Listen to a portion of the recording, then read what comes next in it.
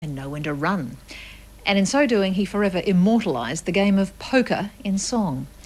Well, popular culture is once again helping to raise poker's profile, but this time around it's television, not country music, which is the driver. The game that demands equal measures of courage and horse sense is wooing audiences worldwide, and now it's arrived in Australia. The Aussie Millions tournament is underway at Melbourne's Crown Casino, with players promised not just a crack at the massive prize pot, but also international exposure.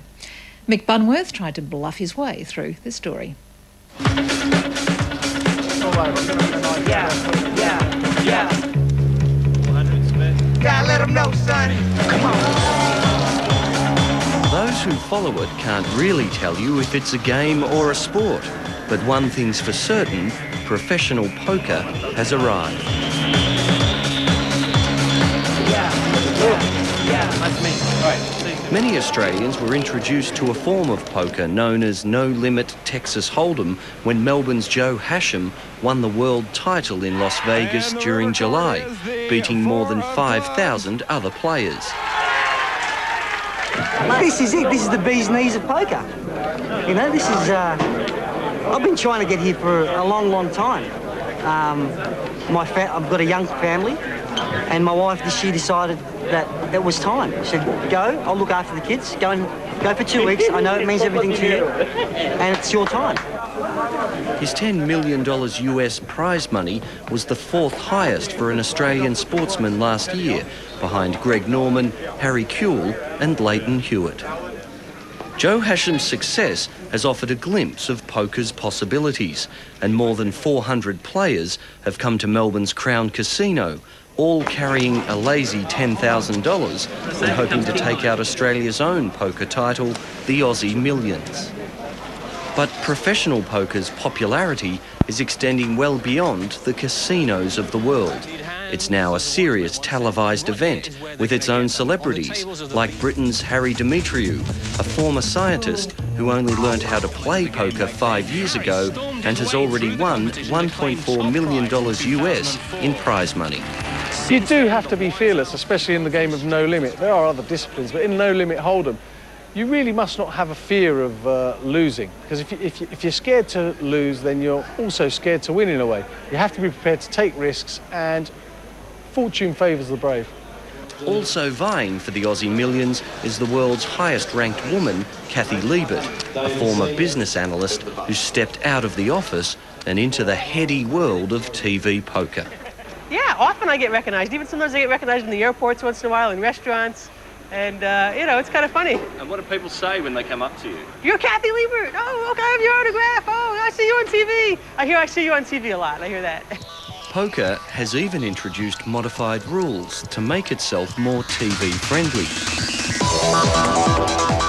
Speed poker, with 2 dealers and players required to play their hands within 15 seconds, is to the card world what 2020 is to cricket.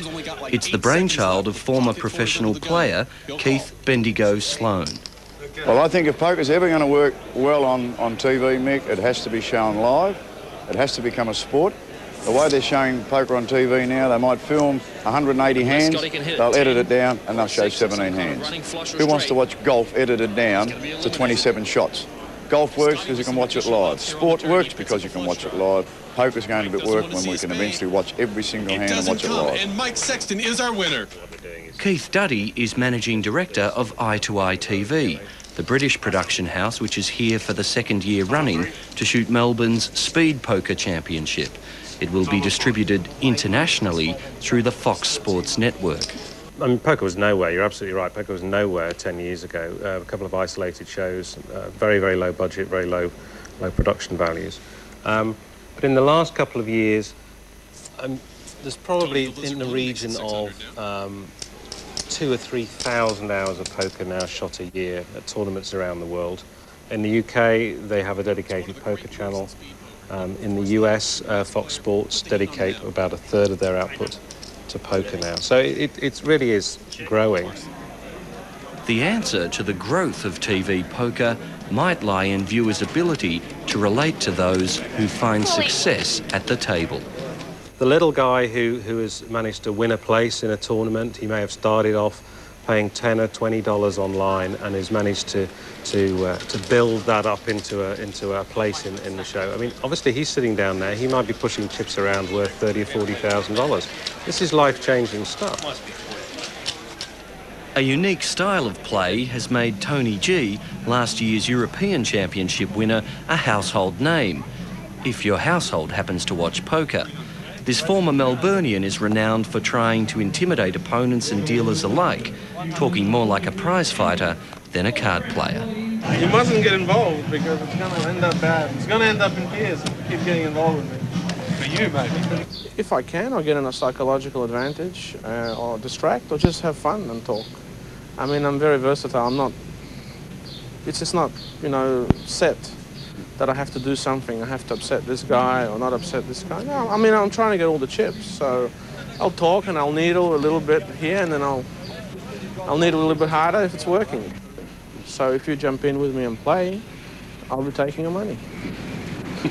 If Tony G's tactics carry him to the final in a fortnight's time, he stands to walk away with $1 million. With stakes that high, the game of poker looks set to continue growing. It's huge, mate.